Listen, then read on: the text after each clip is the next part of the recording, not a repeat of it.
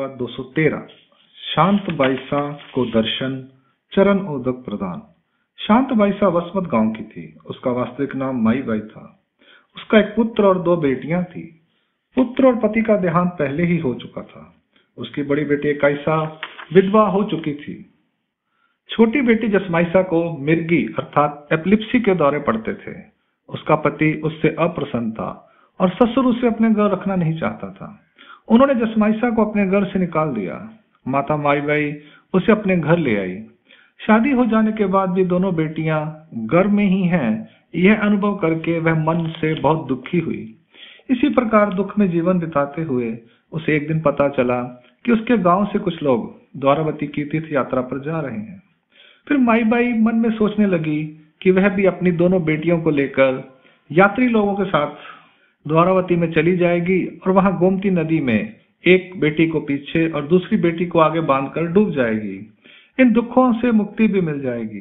यह सोचकर माई बाई भी अपनी दोनों बेटियों को साथ लेकर उस यात्रा पर चल पड़ी। जब वह पैटर्न पहुंची तो वहां वह अपने भतीजे सारंग पंडित के पास गई। उनसे मिलकर उसने अपनी सारी दुख भरी कहानी उन्हें सुनाई और फिर कहने लगी, भाई मैं तो द्वारावती में जाकर आत्महत्या कर लूंगी। इस पर सारंग पंडित ने माई बाई से कहा, बहन तुम द्वारावती जा ही रही हो तो एलोरा से होते जाना। वहां हमारे सर्वज्ञ श्री चक्रधर स्वामी निवास कर रहे हैं। जाकर वहां उनके दर्शन करना। उनके दर्शन मात्र से ही तुम्हें दुखों से मुक्ति मिल जाएगी और इसका मिर्गी का रोग भी दूर हो जाएगा। उनको मिलने के बाद द्वारावती जाना, पहले नहीं। सारंग पंडित की बात को मानकर दूसरे दिन उसने एलोरा की ओर प्रस्थान किया। जब वह एलोरा पहुंची तो भगवान विहरण स्थान से अपनी गुफा में वापस लौटे थे। बाईसा ने भगवान के बैठने के लिए वहां आसन लगाया।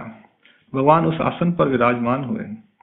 शांत बाईसा के साथ उसकी दोनों बेटियां आगे आईं और उन सब ने भगवान के चरणों को स्पर्श कर उन्हें श्रद्धा पूर्वक दंडोत प्रणाम किया। भगवान के आगे नारियल, पान सुपारी और एक सोने का सिक्का भेंट किया। भगवान की सौम्य, शांत, मधुर दैदीप्यमान श्री मूर्ति को देखकर शांत बाईसा बहुत प्रभावित हुई। भगवान की श्री मूर्ति का अवलोकन करती हुई वे तीनों भगवान के सम्मुख बैठ गई। फिर शांत बाईसा भगवान से कहने लगी, भगवान मेरे बेटे के हाथ, आंखें और मुख बिल्कुल आपके जैसे ही थे। उसकी मौत हो गई है, मैं बहुत दुखी हो गई हूं। ऐसा कहते कहते उसकी आंखों में आंसू आ गए। फिर उसने द्वारावती जाने और पैठन में सारंग पंडित से मिलने की अपनी सारी दुख भरी कहानी सुना दी। फिर वह बार बार दुख करते करते रोने लगी। इस पर भगवान उसे समझाते हुए कहने लगे, माता दुखी मत होवो। दुख करने से कुछ लाभ नहीं होता, उलट हानि होती है, नरक होते हैं। आत्महत्या की बात तो कभी मन में लानी भी नहीं चाहिए। आत्महत्या तो नित्य नरक का घर है। शांत बाईसा ने पुनः भगवान से पूछा, भगवान मेरा बेटा बहुत अच्छा था, बड़ा होनहार था, गुणवान था। इस पर भगवान ने उसे कहा, माता मान लो तुम्हारे पास सोने की फट्टी हो और अचानक बाढ़ आ जाए तो उस फट्टी को पेट से बांधकर तो नहीं तैरा जा सकता। उसे अंत में छोड़ना ही पड़ेगा। यदि उसे लेकर चले तो वह तुम्हें डुबो देगी, इसलिए दुख मत करो। इसके बाद सर्वज्ञ के कहने पर बाईसा ने भगवान के चरणों को धोकर चरणामृत तैयार किया। वह उन तीनों को दिया। उन तीनों ने चरणामृत लिया और शेष बचा हुआ जसमाइसा के ऊपर छिड़क दिया। फिर बाईसा ने भगवान की दोपहर का पूजा अवसर किया, भोजन कराया। फिर बाईसा ने तीनों को भगवान का प्रसाद दिया। उसके बाद वे अपने विश्राम स्थान पर चली गई।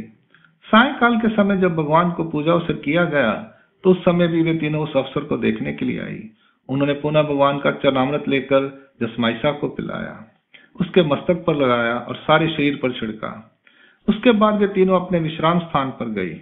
वह उनकी रात बड़ी शांति के साथ बीती। प्रातःकाल हो जाने के बाद वे फिर भगवान के दर्शन करने के लिए उनके पास आई। भगवान के चरणों को स्पर्श कर उन्होंने दंडवत प्रणाम किया और सम्मुख बैठ गई। तब दयालु भगवान ने पूछा, माता यहाँ से जाने के बाद रात को सोते समय जसमाइसा को कोई पीड़ा तो नहीं हुई? इस पर शांत बाईसा ने कहा, भगवान आपकी कृपा से रात को किसी प्रकार का इसे कोई दुख नहीं हुआ। रात को यह आराम से सोई रही। फिर भगवान ने कहा, माता अब इसका सारा दुख दूर हो गया है, दोबारा इसे कभी भी मिर्गी का दौरा नहीं पड़ेगा। अब इसकी ओर से तुम निश्चित हो जाओ। शांत बाईसा कहने लगे, भगवान इसे तो दिन में कभी 20 बार तो कभी 30 बार मिर्गी का दौरा पड़ता रहता था। आपकी कृपा से यह स्वस्थ हो गई है। भगवान ने उसे फिर से आश्वासन देते हुए कहा, माता, इसे अब कोई भी दुख नहीं होगा। इसकी ओर से तुम निश्चिंत हो जाओ। लीला का हेतु।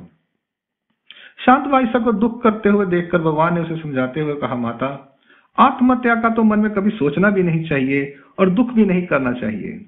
यह पाप कर्म है, इससे नरक होते हैं।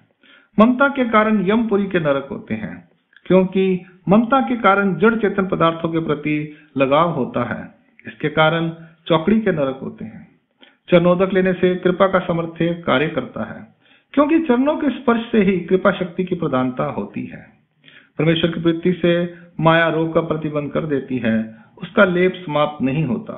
यह परमेश्वर की माया रूप लीला है। अंक लीला क्रमांक पूर्वार्ध 213 यहाँ संपूर्ण होती है। दंडोत प्रणाम। जय श्री कृष्ण।